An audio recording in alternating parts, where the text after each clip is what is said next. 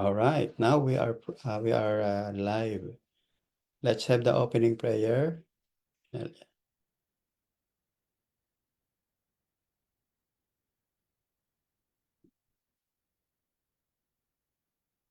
am the opening prayer, Pastor. Yes, Iker one. Okay. Okay, let us pray. Hallelujah. Glory to God, our Father in heaven, the creator of heaven and earth, of all things visible and invisible. Hallelujah. Thank you, Lord God, for this opportunity that you gathered us together to hear and to study your word, Lord God. Bless our teacher for today, Sister Annette, double portion of your anointing, the wisdom and knowledge to discuss and share the word, lesson of worship with clarity, simple and understandable, Lord God.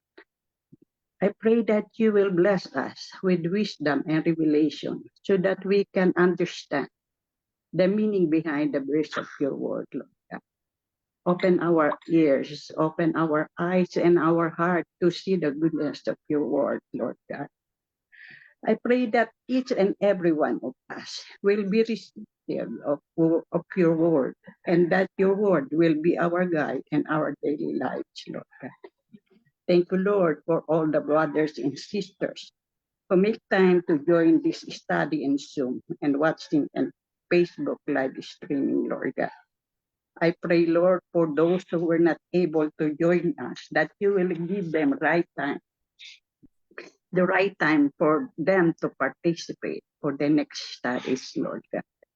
Thank you, Lord, for giving us the privilege to grow and to know you more through these Bible studies, Lord God. Thank you, Lord, for everything, for the protection and the provision you are giving to us. We love you. We worship and adore you. This I pray in Jesus' name. Amen and amen. Amen. Praise the Lord. That's our our opening prayer live from Philippines. And now we are live from New York. From Wayne, New York, the beautiful church in beautiful city. And tonight is Wednesday. It's our midweek fellowship, midweek Bible engagement live from New York. And our teacher is the beautiful sister Annette Gabika. It's your turn, Sister Annette. Good evening, everyone. Magandang gabi po sa lahat, to our brothers and sisters who are watching the Midweek Fellowship tonight. And we have already discussed a lot of topics. We are already on our sixth lesson, 60th lesson since we started this Midweek Fellowship. And our topic for tonight is worship. So this is very, very timely. And I mean, not just today, but in every day we do worship. But now we are going to explore on what is worship all about. Amen. Last week, Sister Jal discussed about backsliding, which was a very, very good topic as well. So tonight, we will talk about worship. So just for the introduction, we know very well that worship is a fundamental aspect of our Christian faith, and it is distinct from prayer and praise, yet intimately connected to both. So worship, prayer, and the praise each play unique role in our life, in every believer's life. Amen. So while when we say prayer seeks a God's help and praise acknowledges his deeds. So worship focuses on who God is. Amen. So there are biblical examples that highlight the importance of worship as an essential act of reverence and devotion. And true worship transforms our hearts and minds, and it draws us closer to God, and it enrich our spiritual journey. So to better just to give you an example, to better distinguish the difference between worship from prayer and praise, let me just say a sample. Like when we say, Lord, save my soul, it's a prayer. When you say, Lord, thank you for saving my soul, it's praise. And when you say, thank you, Lord, for you who you are, it's an act of worship. So the first mention of worship in the Bible is found in Genesis 22, verse 5, when Abraham says to the man, stay here with the donkey while I and the boy go over there. We will worship and then we will come back to you. So, um, this is the first mention of worship in the Bible, and Abraham speaks to his servant before going to the mountain with his son Isaac. Here, the worship involves a profound act of obedience and sacrifice.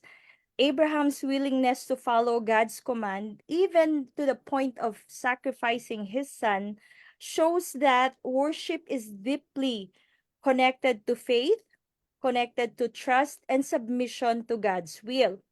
Worship is not just an act, but a demonstration of a complete devotion and reverence for God. So there are other biblical references also that talks about worship, like in Matthew 2, verses 2 and 11, that says, the wise men came to worship the newborn King, Jesus Christ. Also in Matthew 4:10, Jesus quotes the commandment, you shall worship the Lord your God. In John 4:24, it says, God is a spirit, and they that worship him must worship him in spirit and in truth. Amen. And then in this topic tonight, there are 7 subtopics that we will be discussing, and we will explore them one by one. The topics would be the meaning of worship, the importance of worship, the object of worship, the basis for worship, the Holy Spirit leads the believer in worship, the manner of worship, the hindrance. What are the hindrances to worship? So I checked, like we always use Google, and I tried to check the meaning of worship in their definition. Worship in the Bible is a way of showing devotion, love, honor, and obedience to God. It's a response to God's magnificence and a way to recognize him as our creator, savior, and king. So in our lessons, we will discuss what the author says about the meaning of worship. Letter A, it says the worship, like grace and love, are indefinable. Why did it say undefinable? And I just gave you a definition of worship, right?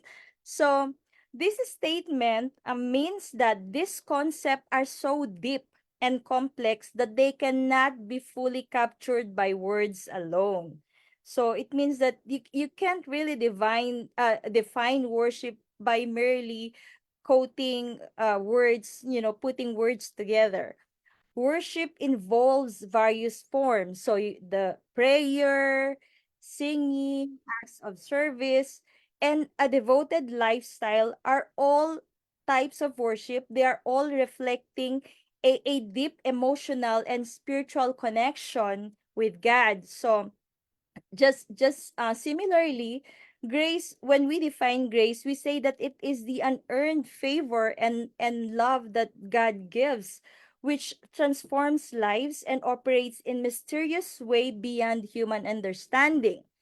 And then love, we define it in many forms, such as the romantic, which is the eros, the familial, and then we have the platonic, which we call the Philadelphia, the brotherly love, and the divine form of love, which is the agape love, which is that comes from God alone.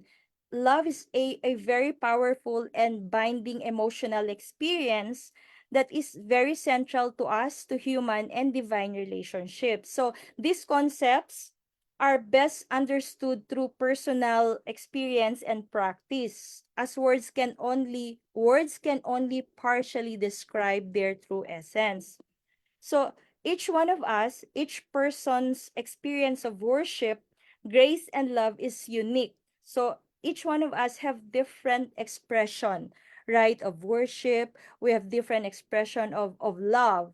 And we say it's deeply personal. So making these concepts truly indefinable by language alone. Amen. And letter B, it says it means to do reverence or homage to a superior being, the overflow of a grateful heart under a sense of divine favor. So it says here in Psalm 23:5, it says, "You prepare a table before me in the presence of my enemies. You anoint my head with oil, my cup overflows." So to worship means to show deep respect and honor to a superior being, which is who we consider as God, right? It's an expression of gratitude that comes from a deep awareness of God's blessing and favor.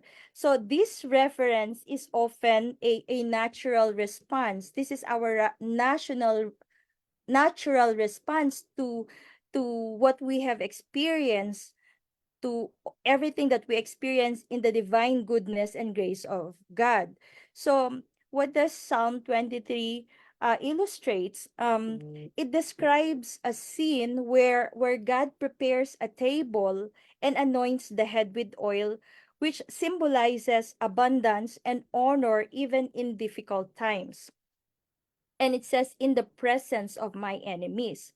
So the phrase "my cup overflows" signifies the overflowing gratitude and appreciation that come from recognizing God's generosity and care. So this overflowing sense of thankfulness is a core aspect of worship, right? So being thankful is also a core aspect of worship, and it reflects a heart that is deeply moved by God's kindness and presence. And then in letter C, worship says is the upspring of a heart that has known the Father as a giver, right? The Son as the Savior and the Holy Spirit as the indwelling Spirit. So the passage that is being used here is 2 Samuel 7:18. Then King David went in and sat before the Lord, and he said, "Who am I, sovereign Lord, and what is my family that you have brought me this far?" So this letter C, the worship springs from a heart that deeply understands and appreciates the role of the Father, of the Son, and the Holy Spirit. When someone has experienced God as a generous giver, Jesus as a personal savior, and the Holy Spirit as an indwelling guide, their response is one of a profound gratitude and reverence. So, in other words, we can only really like do this, like feel deeply how to worship if we have experienced those from the Father as a giver, the Son as our Savior, and the Holy Spirit as our guide, right? In Samuel 7:18, this verse shows David's sense of gratitude and awe for God's generous and guiding presence in his life. So, worship, therefore, flows naturally from recognizing and valuing these divine roles and their impact in our lives or on one's life. Amen. And the next one is what is the importance of worship? First, it says, Sister Annette, Pastor po. yeah, can I just add Sure in po. letter C? Okay, so when someone worship the Lord, it means it involves the Father, Son, and the Holy Spirit. Yes. Mhm. The Trinity, it's a Trinitarian action in our lives. Di ba? So, because it is the upspring of a heart that has known the Father as a giver. So Yes. it is the Father who gives salvation. It is the Father who gives the Son. And then the Lord Jesus said, the Father will give you the promise of the Spirit, which is the Holy Spirit. So God the Father gave us the Son. God the Father gave us the Spirit.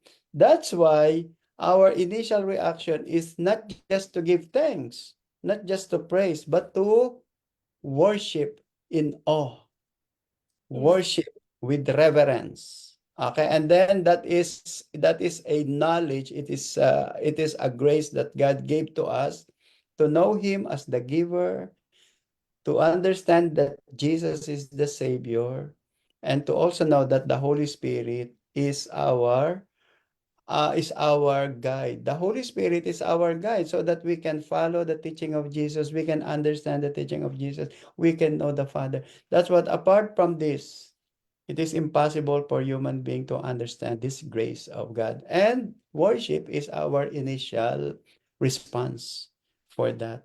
Praise the Lord. Praise the Lord for that, right? Pastor, I just want to add, since you mentioned about like worship, it involves having God, the Son, and the Holy Spirit in order for you to truly worship. So for those who don't have the Son, right, they cannot say that they are truly worshiping God because they don't have, if they don't have Jesus, they it's then we can, it's safe to say that they also don't have the Holy Spirit because it was Yeah, Jesus who sent the helper, the Holy Spirit, to guide us. So that's right. that can only be like an external, like if you don't have Jesus and the Holy Spirit, so whatever you do is just like an act, like a performance. It's not a form of worship, right? That's right. Now, Sister Annette, you can fully understand what is the meaning of the word of Jesus when he says, God is looking for someone who will worship him in spirit and in truth. Yeah. Mhm. It means somebody who has the Trinity in his heart, who has the Father, who has the Son, who has the Holy Spirit. So for people who do not know this Trinitarian action, well, it is just a gesture of singing.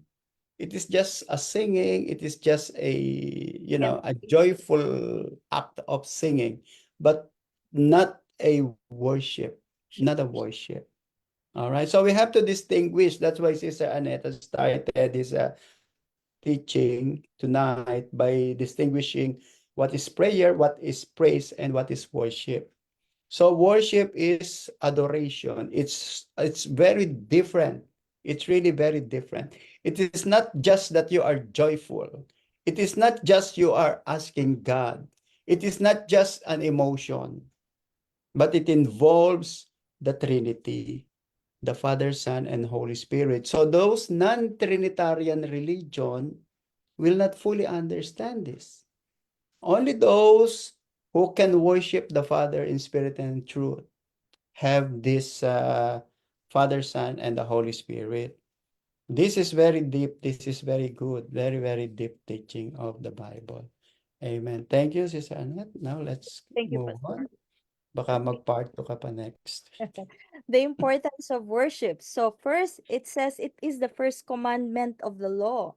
So that's why Pastor said the worship is very important. It is of paramount importance because it is the first commandment in the law. It's underscoring the fundamental role in our relationship with God. In Exodus 34:14, God commands, "For thou shalt worship no other God, for the Lord whose name is jealous is a jealous God."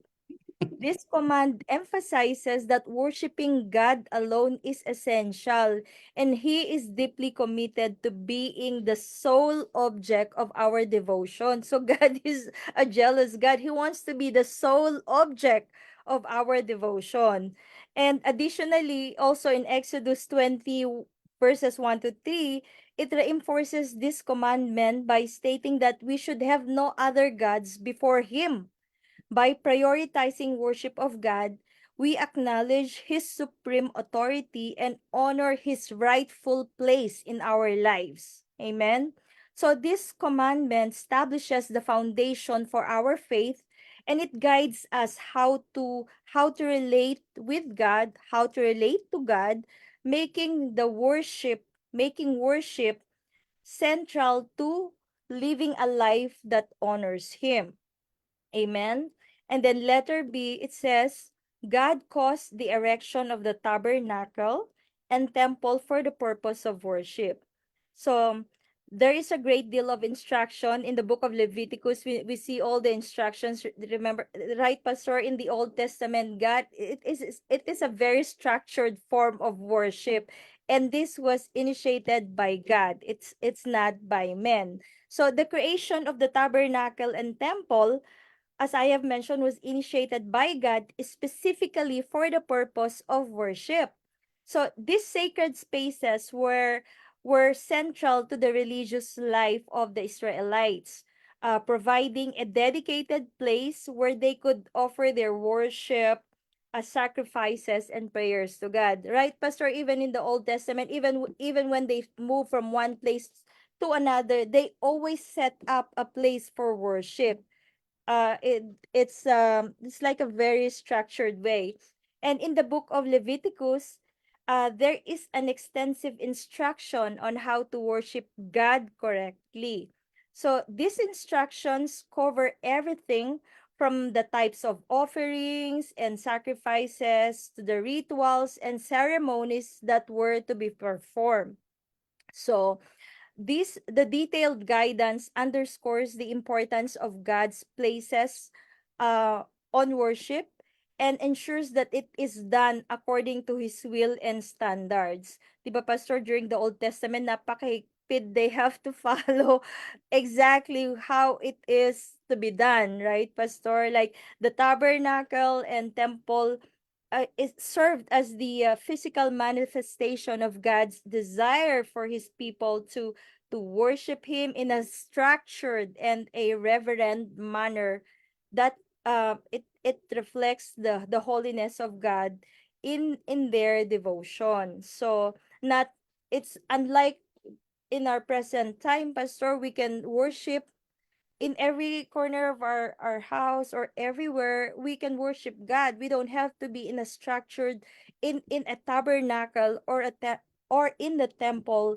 to worship God, right? So because this is during the Old Testament, it is the law, the time of law, and now we are under grace, right, Pastor? So Yeah. we are not. And during that time, Sister Annette, the instruction of God, do not come in the presence of the Lord empty-handed. Yes. You need to bring all your offerings as Yes. part of your worship. Otherwise, doon ka lang sa gate. You will not be allowed by the gatekeeper to enter the tabernacle without showing your offerings. All So right? if we have to compare from the old to now during our time, we will not be able to fully, what do you call this, obey all the rules that has been given by God to worship. All of us will fail if we will if we will follow the standards from the Old Testament. And Yeah. then letter C, God taught men like Abraham, Moses, Isaiah, David, and others the art of worship. So God taught key figures like Abraham, like the names that I have mentioned, the art of worship as reflected in their lives and actions. In the life of Abraham, Abraham's worship is highlighted through his obedience and faith, especially as I have mentioned earlier in Genesis 22 verse 5, where when he said to his servants, stay here with the donkey while I and the boy go over there. We will worship and then we will come back to you. So this event illustrates his deep reverence and commitment to God, even in a very, very challenging situation where he has to offer his son Isaac. And then for Moses, Moses received detailed instruction for worship from God. In Exodus 25 to 27, God gave Moses the blueprint for the including the design for the altar, the furnishings, and the sacrificial system. So this demonstrates the structured approach to worship that God required. And in the life of Isaiah's vision of God's holiness and the call to worship is found in Isaiah 6 1 to 5. And in this passage, Isaiah sees the Lord seated on a high and lofty throne. surrounded by seraphim who worship God. And Isaiah responds with awe and repentance, reflecting the nature of divine worship. And then in the life of David, David's role in establishing worship practices is evident in First Chronicles chapter 16 verses 4 to 6, where he appoints Levites to minister before the ark of the Lord, to offer thanksgiving and praise. So David's psalms such as Psalm 95 1 to 2 also reflect his deep devotion and guidance in worship. It says here, "Come, let us sing for joy to the Lord. Let us shout aloud to the rock of salvation." So these references illustrate how each figure contributed to and exemplified worship according to God's teachings and expectations. So those are the few um very known character in the Bibles with their different types of worship. And letter D, it says, "Worship will be our occupation for eternity." Wow, this is eternity. What occupation for eternity? And it says in the book of Revelation from chapters 4 and 5 show the worshiping angels and inhabitants in heaven. So what does this mean? Says worship is our eternal occupation. That is, if we make it to heaven, right? It will be a non-stop worship until eternity. It's gonna Yeah. be, that's why it says eternal occupation. May sweldo Yeah. kaya yun? We will have our reward, our mansions, right? So it says in the Revelation chapters 4 and 5, the scenes in heaven vividly illustrates ongoing. It in this chapter, it vividly illustrates the ongoing worship. It describes the heavenly beings, including the four living creatures also, who continually praise God.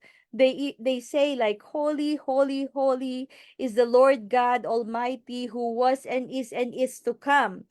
So this passage shows the continuous worship and adoration of God by this supernatural or celestial beings. That's why it says eternal what is occupation, because it's a continuous worship. Even in Yeah. Revelation 5 also, it says that it further reveals the worship of the Lamb, our Lord and Savior Jesus Christ, by the angels and the redeemed.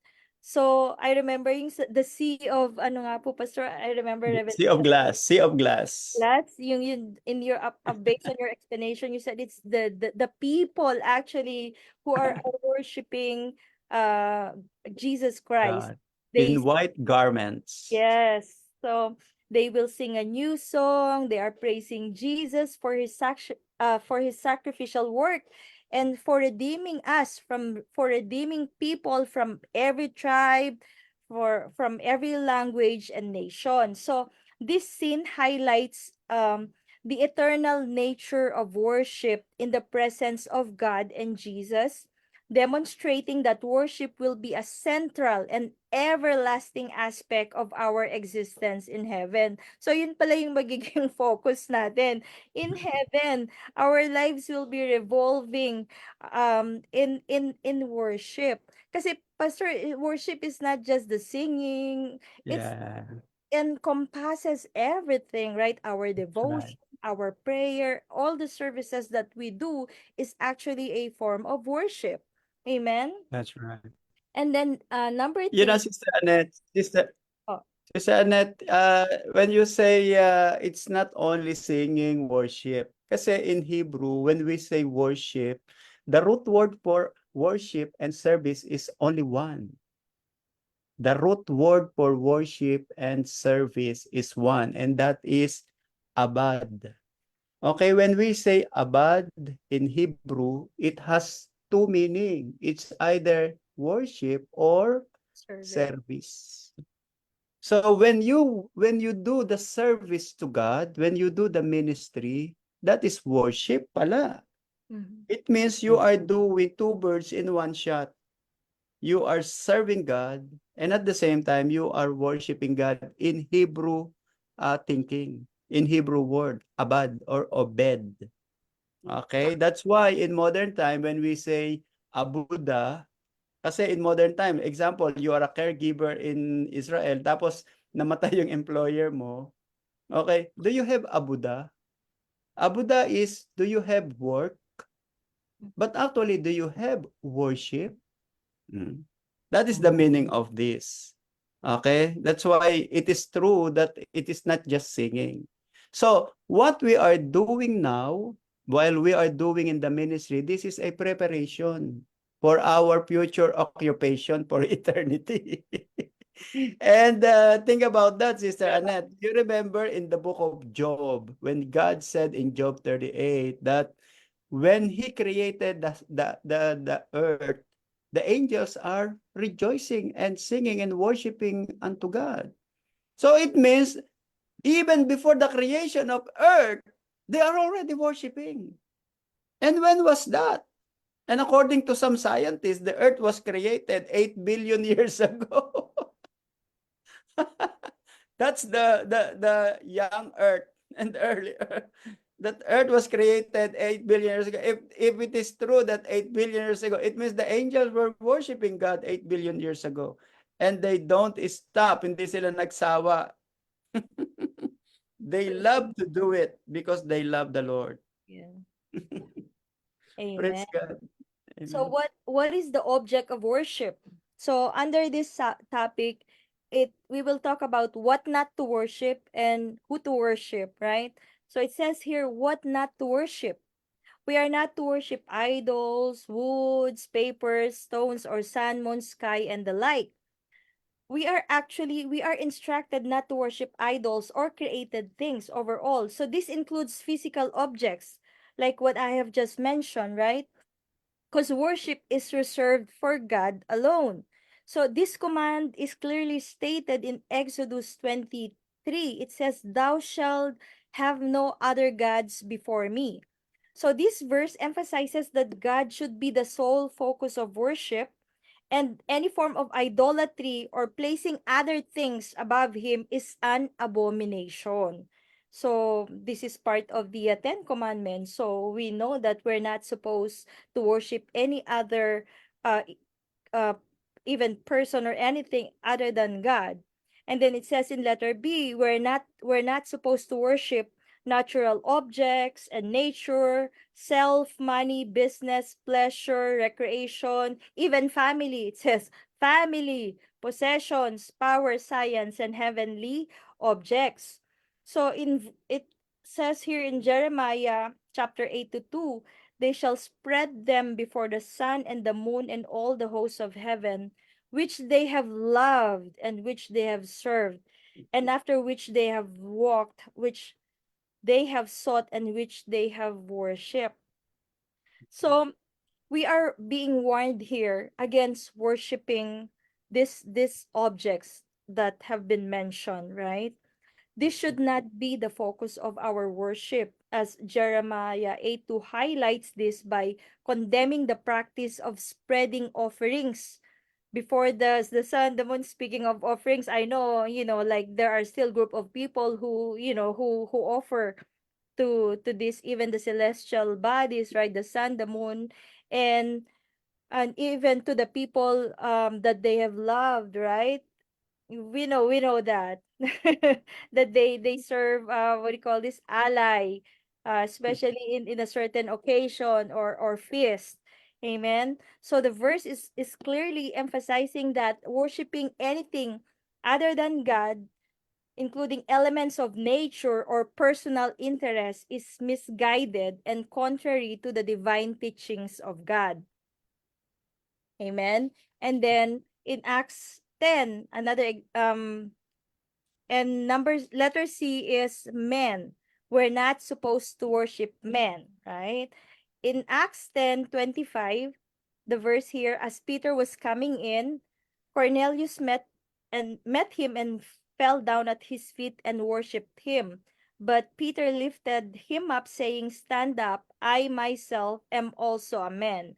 So this passage, this is a story in the Bible when Pastor Cornelius is a Gentile, right? And Peter Yes. went to their house and he ministered to them, and they accepted Jesus, so they became believer. But like as it is written in this passage, Cornelius tried to worship Peter by falling down at his feet, but Peter said, "No, I myself am also a man." So it is very clear that we're not supposed to worship men that even some people consider as saints. Even though they call them saints, they are just men. They are not God, so we're not supposed to worship them. Amen. We are instructed not to worship other people. This includes honoring or elevating individuals to a status that is reserved for God alone. But sometimes we are so guilty by putting so much time and effort and emphasis on a specific person, right? Like idol ko si ganito, si ganyan, right? And I mean, unintentionally, but sometimes, we get distracted by all of this, and we forget that while we spend so much time uh worshiping or idolizing people, we forget that we only spend few of our very limited time to God, right? So this verse underscores, is it's trying to emphasize to us that, and again reminding us that worship should be directed solely to God, not towards human beings, no matter how important or revered they may be. Amen. Mm. So we should not elevate the status of men as leveled to God. And then letter D, it says we should not worship angels. Yes. Revelation 19:10, it says, "And I fell at his feet to worship him. But he said to me, 'See that you do not do that. I am your fellow servant and of your brethren who have the testimony of Jesus. Worship God.'" So even angels, who are also like heavenly bodies, heavenly being, they are right there in heaven, but they also do not want to be worship, because they are not God. So it's just telling us that only God should be the sole focus of our devotion, of our worship. Amen. In Revelation 9:10, this passage highlights that even angels, who are also powerful, right, Pastor, and significant beings, are not to be objects of worship. As I have mentioned, it's exclusively for God. So now we have, like mentioned all those things or objects that we are not supposed to worship. It says in number 2, worship God alone. So in letter A, we are to worship the Father God. We are to worship him because of what he has done by loving us and giving us his son for us. Amen. So we are called to worship God the Father alone. It should be directed to him, because it says there, because of his love, because of the sacrifices of his son.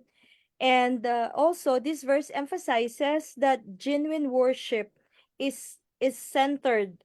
The main focus of worship is directed, uh centered on God the Father, as we acknowledge his love for us, and the gift that he has given us, our Lord and Savior Jesus Christ.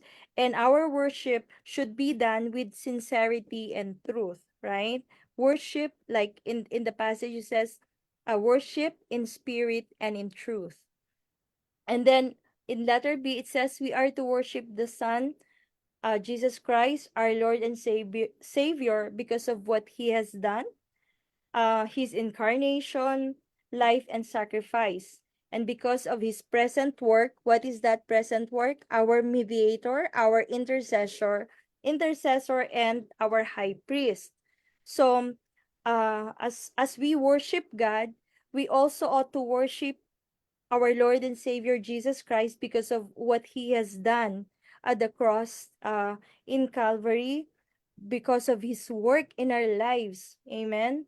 Additionally, we worship him for his ongoing role right now in our lives as our intercessor and high priest.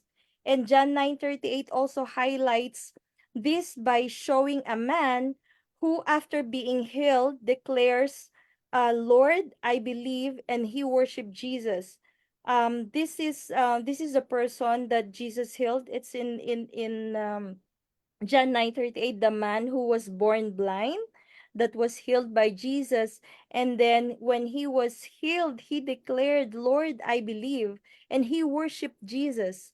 So this verse illustrates the appropriate response of worship to Jesus, recognizing his divine work and current role in interceding for us. So it's the same thing for us. We may not be healed physically if we don't have those type of sickness, but we are healed by Jesus spiritually, right?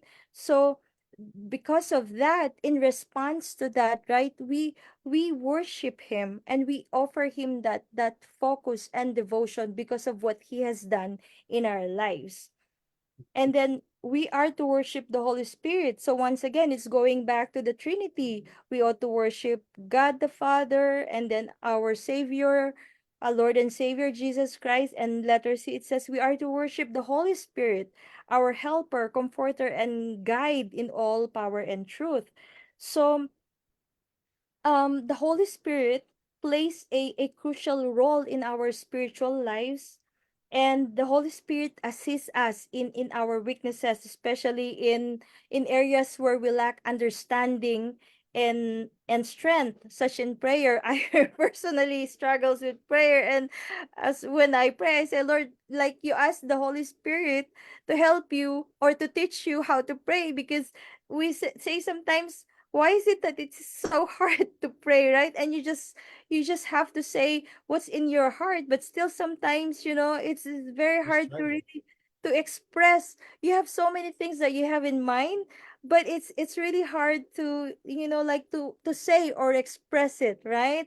But and I remember Pastor was telling us, like, when we pray, we should speak, we should say it, like pray aloud, and when we say it aloud, it's kind of hard to formulate or all the prayers. So one aspect of my prayer is asking the Holy Spirit to teach me how to pray. And then Romans 8:26 illustrates this by explaining, likewise, the Spirit helps us in our weakness, for we do not know what to pray for as we ought, but the Spirit Himself intercedes for us with groaning too deep for words.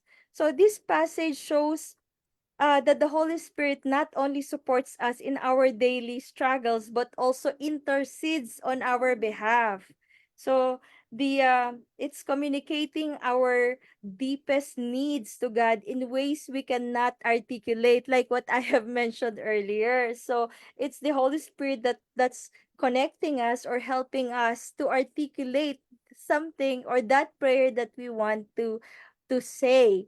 So, because of these essential roles, the Holy Spirit deserves our worship and reverence. So, acknowledging His work in guiding and empowering us. So, it's really, really important. We cannot separate the Trinity. God the Father, God the Son, and the Holy Spirit should be central in our worship. So, what are the basis for worship? Says here in letter A, how can a sinner acceptably worship a holy God?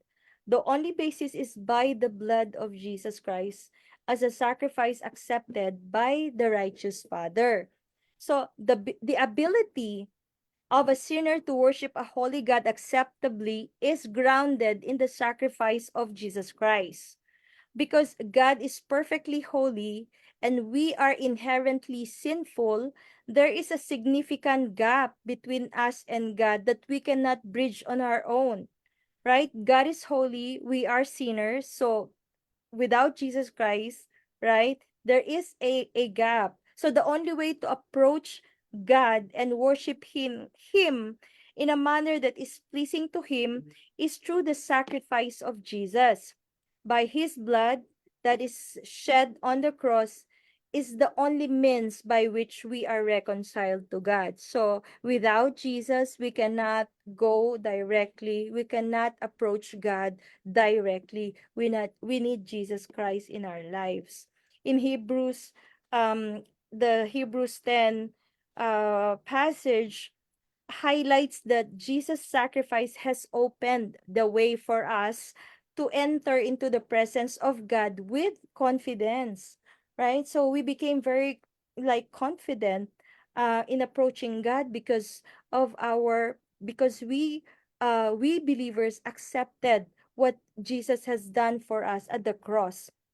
So the new and living way refers to the access we now have to God because of Christ's atonement, which is symbolized by the tearing of the veil on the temple. So the veil before before the death of Jesus Christ, remember there is a veil in the temple. So the veil represented the separation between God and humanity. But Jesus' death removed that barrier. Remember, like when Jesus died, the veil was torn from the top to the bottom. So this is the it's like a symbol that we are now like freely open to go to God directly because of the death of Jesus Christ. So the basis for our worship is rooted in Jesus' sacrifice, allowing us to approach God with assurance and reverence. Amen. And then in letter C it says we must worship in the relationship of Father upon our lips. So, worshiping God effectively requires us to acknowledge and embrace our relation with Him as Father. So, the relationship that we have with God is central to our worship because it reflects our adoption into God's family and our innate connection with him. So how are we adopted to God's family? It's through Jesus Christ. When we became believer and when we accepted Jesus as our Lord or Savior, we are being adopted to God's family, and now we can approach him with confidence. Amen. So Romans 8:15, the verse emphasizes that through the Holy Spirit we are no longer bound by fear or separation, but we are now considered children of God, and we can now call him as Abba, which is an affectionate term for father, right? This intimate relationship with God shows the close and personal relationship that we have in him. So this sense of being his adopted children, it empowers us to worship God and acknowledging him not just as a distant deity, but as a loving, caring father. So this deep relationship is fundamental to our worship, and it reflects both our gratitude and our trust in him. So without this, if we don't have that intimate connection with God, we won't be able to like freely worship him, because we will always have that fear. But the fear that we have now as children of God is not because we are scared or not because we are afraid of God, but because we revere him as our father. Amen. And then it says in number 5, the Holy Spirit leads a believer into worship. So the power for worship is the Holy Spirit who guides and directs our worship of the Lord. So, as I have mentioned earlier, the Holy Spirit plays a crucial role in guiding and empowering our worship of God. As the helper, the Holy Spirit not only teaches us about God, but also reminds us, right? The Holy Spirit is the one that's reminding us of the teachings of God. And in John 14:26, it says, but the Helper, the Holy Spirit, whom the Father will send in my name, he will teach you all things and bring to your remembrance all things that I said to you. So this verse highlights the Spirit's role in deepening our understanding of God's word and helping us to remember the teachings of Jesus also. And by guiding our hearts and minds, the Holy Spirit enables us to worship God in spirit and in truth. So, without the Holy Spirit's guidance, our worship would lack the depth and authenticity that comes from a genuine connection with God. So, worship is not primarily something that is to be stored up and released at a meeting, but it is something which should rise continually from the believer's soul. So are we sometimes guilty of this, that it's only released in a meeting or a gathering, right? It says here it should something which should rise continually from the believer's soul, right? So it says worship is not just an activity for specific events or gatherings, but should be a continuous part of a believer's life. Amen. It should be in an ongoing expression of gratitude and reverence that should flow naturally from our hearts. So it says it should be a continuous act. So in Psalm 34:1, it says, I will bless the Lord at all times. It says at all times. His praise shall continually be in my mouth. This verse, it emphasizes that worship should be a constant, everyday practice. Every day, every minute of the day, like every moment, right? Rather than being a limited or occasional act. Worship should be a regular and spontaneous response to God's presence and blessings. So, this reflects a heart that remains in constant communication with God. Ang nangyayari kasi, Pastor, if we don't fully understand the meaning of worship, we think of worship as like a once a week activity, right? Like we only worship during Sunday service, right? But knowing that worship involves everything, our whole being, our action, our service, everything in our daily life, everything that we do, we should consider as worship. So it actually gives us that moment of reflection when we do something. Am I doing something that is worthy of saying that it is a worship? So now we have that we can now reflect on our action, knowing that we know the meaning of worship is not only during singing or praying. It encompasses everything that we do as a Christian, right? And as once again, this continuous worship, it nurtures a deeper relationship with God, and it keeps our focus on his goodness and his faithfulness in our lives. So in letter C, it says, for a full worship of God, we must not possess a grieved Holy Spirit or a quenched one. Allow the Holy Spirit to teach and guide you into acceptable worship of the Father and Son. So in order for us to worship God fully and acceptably, it is crucial to maintain a harmonious relationship with the Holy Spirit. And this means avoiding actions or attitude that could grieve or that could grieve the spirit's influence in our lives. So parang connected din ito sa like what I have mentioned earlier. Even in our daily lives, we have to maintain a harmonious relationship with the Holy Spirit, knowing and reflecting in everything that we do, even wherever we go, wherever we are.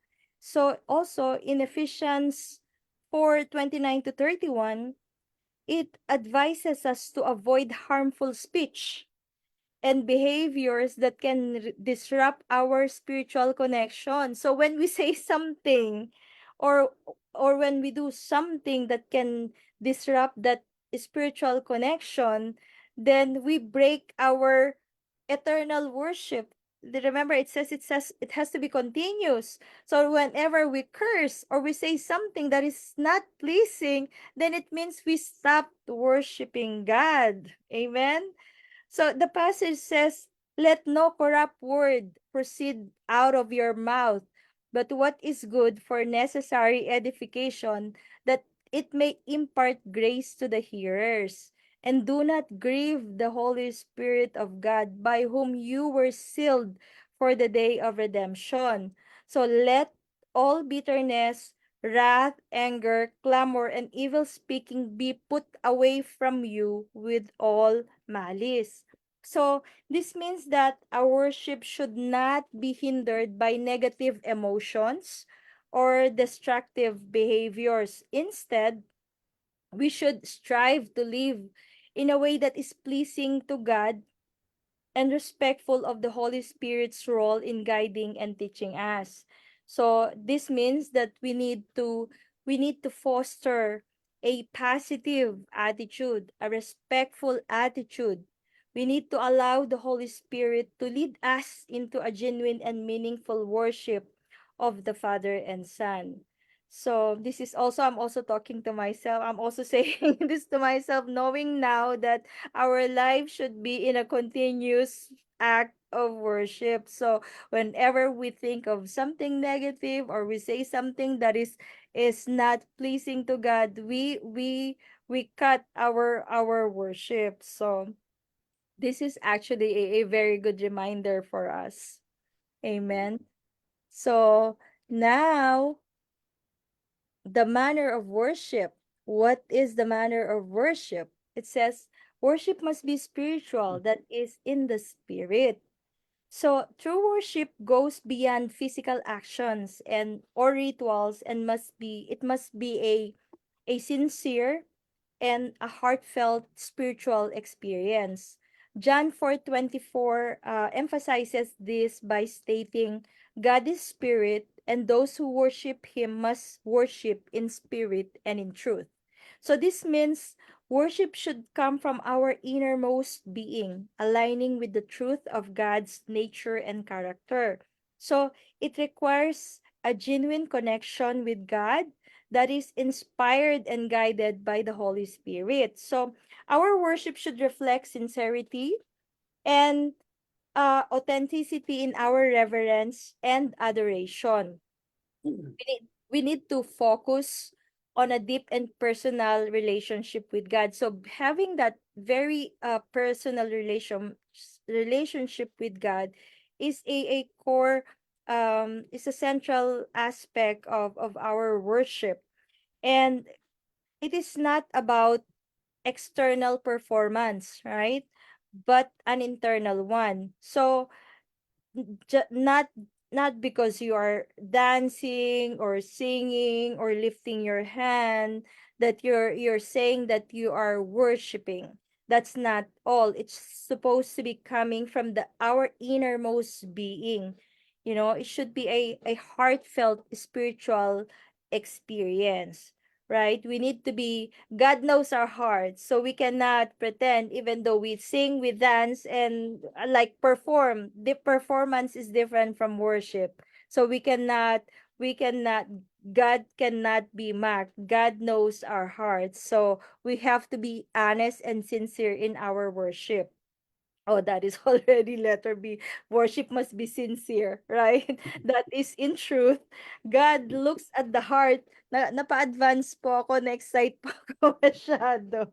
God looks at the heart to see whether or not the words of our lips are true, sincere, and genuine expression of our innermost being or inmost being.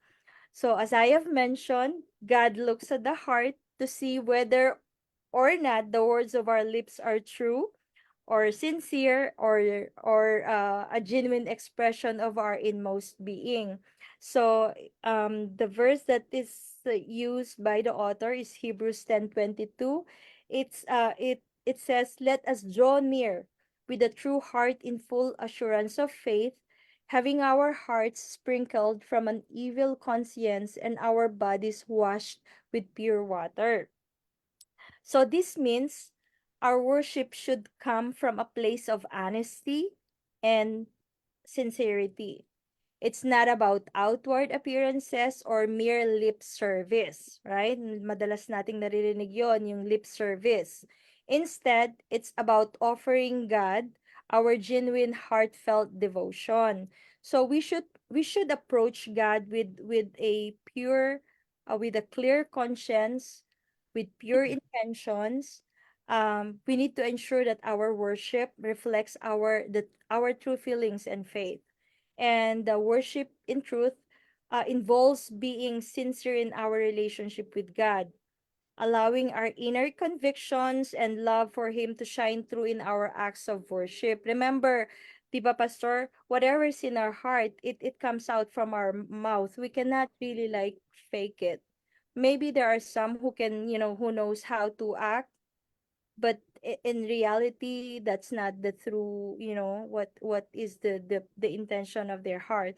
But it says here that when we worship God, it has to be, pure and sincere. Worship must be intelligent. Wow, kailangan pala yung worship. Anong ibig sabihin? Worship must be intelligent, right? God does not put a premium on ignorance. He desires that we have a knowledge of what the Bible teaches. Some attempt to worship God by bowing in church and reciting prayers that they don't understand. So parang ano lang talaga, what do you call this, Pastor? Rituals. Rituals lang, without knowing or understanding what they are saying. It's just very routine. It's religious practice. It's a ritual. It doesn't come from the heart. And in Romans 12:1 it says, I beseech you therefore, brethren, by the mercies of God, that you present your bodies a living sacrifice, holy, acceptable to God, which is your reasonable service. So God does not value ignorance in worship. God desires that we understand and engage with what the Bible teaches. So how can you worship nga naman if you don't have, understanding of, if you don't have a knowledge of the teachings of God that is written in the Bible, right? True knowledge, or I'm sorry, true worship involves knowing and understanding or comprehending the principles of our faith, right? Rather than simply performing rituals without understanding it. So, in as it says in the Romans 12:1, it emphasizes this by urging us to present ourselves as living sacrifices to God, which is our reasonable service. So this means that worship should be thoughtful and informed. So, and instead of merely going through the motions like bowing in church or reciting prayers that you don't even understand, our worship should come from a place of knowledge and with, with intentionality, with intentions. So it's not like you're just doing it because you have to do it. There should be an intention, right? That when you go into worship, you know and you understand why you are doing or why you are worshiping. Amen. And we are also called to engage our minds and hearts in worship. So it goes both ways. You have to know it, you have to understand, and you have to actually feel it. You have to have the intention, or that it comes from the heart when you worship. And it ensures that our actions should reflect a true understanding of God's teachings and our relationship with Him. And letter D, it says, following through a church service is not necessarily worshiping God. Wow. It says, some minds may be miles away, preparing meals or catching fish or making money. Nasa church ka nga, pero yung utak mo wala sa church, di ba? Na habang nagsasermon si pastor, nasa isip mo, ala, yung ano ko, yung part-time ko, wala ako reliever, something like that, right? Nasa Facebook. And it says, right? It says yung focus of worship must be focused. right? 1 Corinthians 10:21 says, you cannot drink the cup of the Lord and the cup of the demons. You cannot partake of the Lord's table and the table of demons. So dapat, when you're at the table of God, when you're in the service, your focus, your mind should be in the service. Hindi yung you're in the church, but your mind is out of the church, right? Mm. Simply attending a church service or going through the motion does not equate to genuine worship. So, true worship requires our full 100% attention and engagement. So, syempre medyo guilty tayo lahat dyan, di ba? Minsan we try to and then yung iba naaantok, yung iba lumilipad yung utak, right? And it is possible for people to physically be present but mentally distracted, right? Hindi naman tayo perfect. Sometimes it happens, temptation yun eh, but we have to resist that temptation.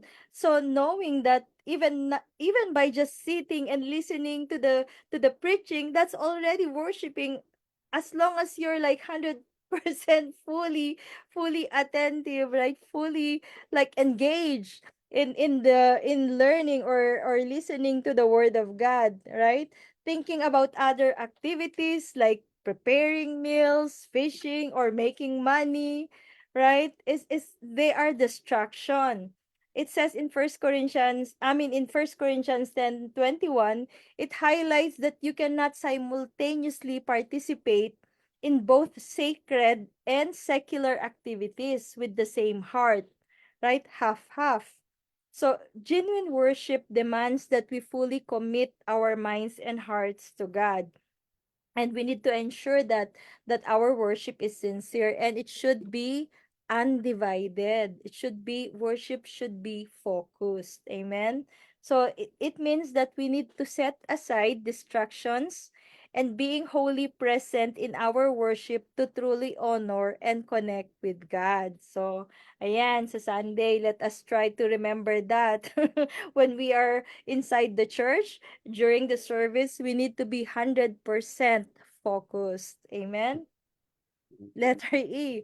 Each Christian is duty bound to see to it that the worship he presents to God through Christ is both spiritual, sincere, and intelligent. So, every Christian is responsible for ensuring their worship aligns with these three key qualities. Ano yung mga three qualities na yan? So, it says it's spiritual. So, worship must be genuinely from the Spirit, deeply connected with God's presence. So, this involves worshiping in alignment with the Holy Spirit's guidance as it is written in John 4:24. And then it says another aspect, key quality is sincere. So worship should come from the heart. It should be pure. It should reflect genuine feelings and intentions. So God values authenticity and he looks at the sincerity of our expressions. That is in Hebrews 10:22. And then intelligent, it says, worship should be based on understanding and knowledge of God's word. So our worship must be informed by what the Bible teaches rather than mere rituals or uninformed practices, as it is written in Romans 12:1. So by upholding these standards, what standards? Spiritual, sincere, and intelligent, Christians can offer worship that is truly pleasing to God. Amen. Then letter F, it says worship in church or in private is a heart exercise that cannot be defined by rules. So, worship, whether done in church setting or privately, is deeply personal. So, yung worship natin wherever we are, it should be a personal and it should originate from our inmost being, from our heart. It is not confined to what? To specific rules or rituals, because our worship is an expression of our relationship with God. So it should not be um, confined by rules and rituals. True worship involves our, as I have mentioned, heartfelt connection rather than merely following prescribed practices, right? And Also, in letter G, it says we may worship in each part of the service by singing, praying, preaching, offering, etc. So worship encompasses so many things, a lot of things, not just singing. It's many things that is that connects us to God. So, as I have mentioned, worship is not limited to a specific activity, but it can be expressed throughout the entire service. So, whatever you do during the entire service, that is an expression of worship. So, engaging fully in these elements allows us a holistic expression of our reverence and connection with God. Letter H, it says, the Lord greatly longs for the worship of our hearts, but he is often disappointed. Oh, wow. So it says, the Lord greatly longs for the worship of our hearts, but he is often disappointed. It delights the heart of the Father to find true worshipers of Himself. So, meron yung verse dito eh. And then, so, God deeply desires genuine worship that flows from our hearts, not just outward actions.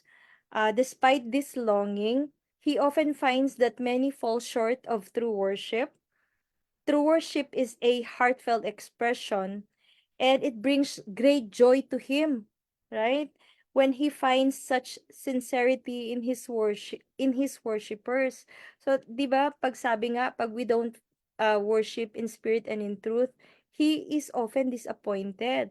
But it brings him great joy, right? When he finds sincerity in his worshipers. As it is written in John 4:23 to 24, it says, "Yet a time is coming and has now come when the true worshippers will worship the Father in the Spirit and in truth. For they are the kind of worshipper the Father seeks." Sila yung, di ba, God is seeking for the worshippers who knows how to worship genuinely in spirit and in truth. Because God is spirit and his worshippers must worship in the spirit and in truth.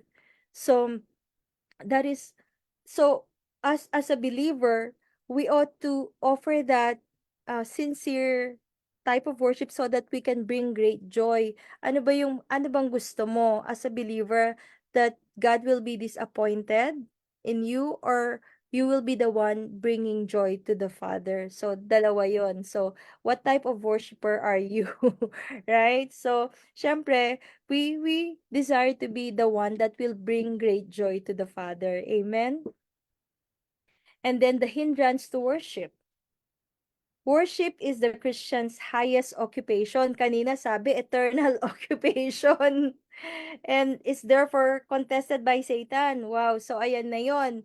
'Di ba? Ayaw, of course, Satan will not, will not let you easily, like worship. He will do everything in his power to distract you or contest your action so that you will not continuously worship, right? And in letter A, it's a self-will. Ano yun, hindrance? Ano yung example ng self-will? I'm sure you know this story of Nadab and Abihu. Worship, being the highest calling for a Christian, it faces opposition from various sources, including Satan.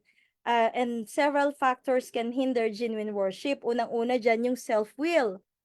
When worship is influenced by personal desires rather than God's instruction, it can lead to unacceptable worship, right? Sabi nga kanina, God is often disappointed. For example, in the life of Nadab and Abihu, naaalala niyo pa po, yung the sons of Aaron were punished for their offering, right? Because they offered ano yun, yung they offered and then strange fire that was not commanded by God. So their Strange fire. yung nag-offer po sila but it's not commanded by God. So their self-willed approach to worship was in direct violation of God's specific instructions.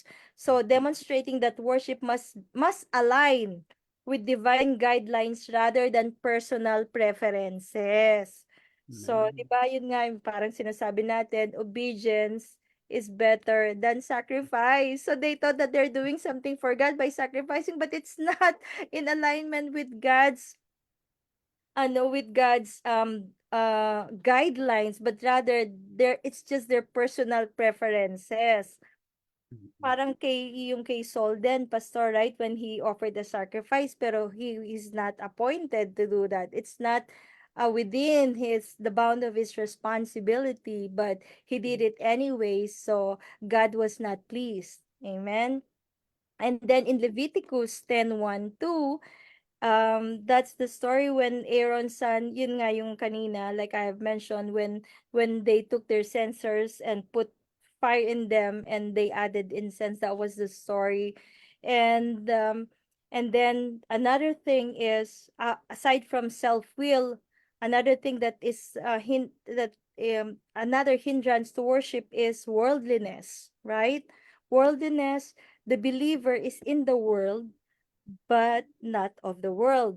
In John 15:14, it says, I have given them your word, and the world has hated them because they are not of the world, just as I am not of the world. So worldliness. When believers become entangled with the values and destruction of the world, their ability to worship God can be compromised. Amen. So, although believers live in the world, we are called, they are called to remain separate from its corrupt influences. So, we shouldn't be compromised, right? We should separate ourselves when we say that believers should be holy because we are separated, right? We are in the world, but we should not compromise with the influences of the world. So, because worldliness can divert our focus from true worship, and it is making it difficult to honor God with your hearts. Amen. Yeah. And then another thing is the critical spirit. Wow, I know this is, common even to believers. We have a very critical spirit, right? When we go to church on Sunday, it says, do not look for something to criticize. Instead, look rather for something to commend. 'Di ba? Laging positive lang yung vibe. Instead of looking for the negative thing, look for the positive thing, right? Instead of criticizing, you have to commend someone. And in Galatians 5:15 it says, but if you bite and devour one another, beware lest you be consumed by one another. So, a critical spirit or a critical attitude towards worship services and fellow believers can hinder genuine worship. So, instead of focusing on faults or areas of criticism, we should seek to encourage and commend what is good. Like a critical spirit disrupts the harmony of worship and can prevent us from experiencing true communion with God. So, yun yung one aspect. This is also like like a guide for me.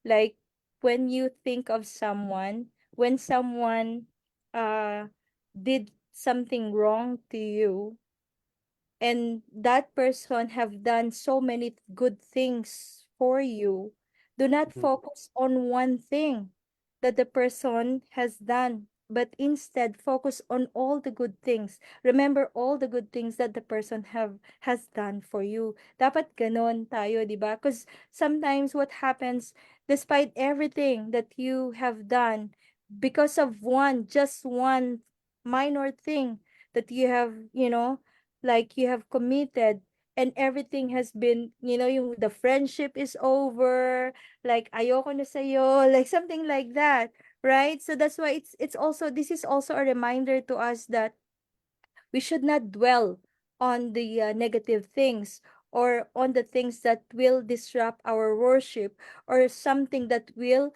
ruin our relationship, not just to our brethren, but it will also affect our relationship with God.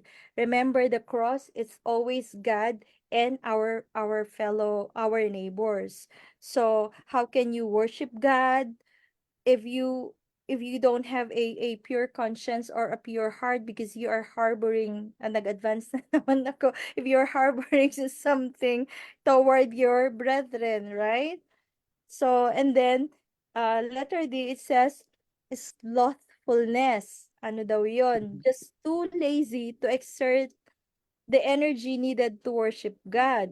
So many, in attempting to worship God, fall asleep mentally, if not physically, and fail in their basic desire to meet the Lord and praise Him. Ganun pala yun, di ba? Which is true naman eh, hindi naman tayo perfect. This happens to us, but now knowing that, this is a hindrance for worship, then we ought to wake ourselves, not just, not waking up ourselves physically, but our entire being. It's like a wake up call to us that being lazy or slothfulness is a no-no also, as a part, as a no-no to believers, if we declare that we are always in constant worship to God. So it says here in Proverbs 24:30, I went by the field of the lazy man, and by the vineyard of the man devoid of understanding, and there it was, all overgrown with thorns. Its surface was covered with nettles. Its stone wall was broken down. So slothfulness, laziness, and lack of effort can obstruct true worship. So, when individuals are mentally or physically inactive during worship, they miss the opportunity to connect with God and express praise. So, di ba, there are times when you're encountering something or personal, or you have issues or problems, even though you're in the church, like you don't feel like singing, you don't feel like dancing, naapektuhan yung worship mo. If you feel something like that, you remind yourself that, hey, like, you have to worship. That's the only way for you to break that temptation, that feeling of being lazy. You have to force yourself to be in the in worship mode. And by doing that, then you're actually like waking yourself up from like being slothful. And then, the verse from Proverbs 24:30 to 31 is like an imagery of a neglected field to illustrate the consequences of laziness and lack of diligence. And let me just have a breakdown of the verse. And it says, I went by the field of the lazy man, and the vineyard of the man devoid of understanding. The author observes a field and vineyard that belong to someone who has not put in the effort to maintain them. So this person's laziness and lack of foresight are highlighted in this key issue. Amen. And then it says, and there it was, all overgrown with thorns, its surface was covered with nettles. So the neglected field is overrun with fields and thorns, showing that without proper care and attention, it has become unproductive and messy. So try to align this in our spiritual life. And it says here, its stone wall was broken down. So the stone wall that once protected the field or vineyard is now in disrepair, symbolizing a lack of responsibility and maintenance. So aabot ba tayo sa ganon? Do you want to see yourself, but because of being too lazy to do the act of worship, or to fully commit yourself in the service of God, then look at yourself. Yung napabayaan mo na, right? You became unproductive, and your life, it became chaotic, right? Naging unfruitful na. So this shouldn't be our condition as a believer. So we need to work. We need to put an effort. Yun nga, worship is not just in your heart, in your mind. It should be an action. Worship is a verb. Worship is an action. You have to do something to perform the worship. So in the context of worship, this verse metaphorically represents the consequence of spiritual laziness. Amen. And then letter E, impatience. Impatience daw. Our speeded up You're generation. ov- you're you're overtime already by 5 minutes. Oh, 10 p.m. na pala. May part 2 pa. You have no problem. Continue. You can finish. Just this part, Pastor, and then Yeah. yeah, okay. Impatience. Our speeded up generation has failed to learn to sit quietly in His presence in meditation of His goodness and works. So, the fast-paced world often makes it hard to slow down and spend quiet time with God. Di ba lagi nating sinasabi, oh, I'm so busy. Because of the fast-paced world that we have right now, it's like everyone is so busy doing so many things, right? And we might rush through worship or prayer without taking the time to reflect on His goodness and what He has done for us. So, kumbaga parang, yun na pagising mo, you don't even have enough time to say your prayer or worship because you're in a rush to doing your daily thing, right? So, this is also a reminder for us that we need to manage our time. We need to be able to set aside a time for worship. Whether each one of us have different time, that we allot to our worship. But for me personally, I do it the moment I wake up. So if you don't see a verse posted in the morning, it means I'm still sleeping. So don't call me or text me. First, check if I already have a story, because first thing that I do when I wake up in the morning is read my devotional and post that verse. So pag wala pa po kayo nakitang verse from me, it means I'm still sleeping. Ju- Just saying. So, and then next is formalism. It's substituting a ritual or set of traditional order for the free heart worship of God. So, in Pastor, let me know if you want me to stop na and we'll just continue next time because No, I it's already conclusion. conclusion. You Oh, have only one slide remaining. okay, all right. Pastor, I'm so sorry po for the time extension. No problem. All right. In formalism, Colossians 2:8, it says, "Beware lest anyone cheat you through philosophy and empty deceit, according to the tradition of men, according to the basic principles of the world, and not according to Christ." So, formalism, saying relying on rituals or traditions instead of engaging in heartfelt worship, can hinder our relationship with God. So, instead of genuinely connecting with Him, we may just go through the motion. So it shouldn't be that way. So it says that we have to really like engage, right? It shouldn't be because of the tradition. We need to be able to worship God um through a free heart of worship. And then letter G, we have the unforgiving spirit. What hinders our worship is having an unforgiving spirit. It says in Matthew 5:23, therefore, if you bring your gift to the altar and there remember that your brother has something against you, leave your gift there before the altar and go your way. First be reconciled to your brother and then come and offer your gift. So, holding grudges or failing to forgive others can block our ability to worship God sincerely. So, the true worship requires us to resolve conflicts and forgive others as part of our relationship with God. Amen. So, it is very important for us to be to to reconcile with our brothers and sisters if we have any grudges, because we won't be able to truly worship God 100% if our heart is not pure. So in conclusion, we worship God when we enter into His presence and engage in worship. the highest occupation, there are two main rules of true worship. It says, God shall be glorified, for then he receives the praise, honor, and glory due him. And then the believer will be blessed. God will fill the worshiper's heart with joy and peace. So, in essence, worship is not just a ritual or routine, it is a heartfelt response to God's greatness and love. And as we offer our adoration and praises, we not only bring delight to God's heart, but also invite His blessings into our lives.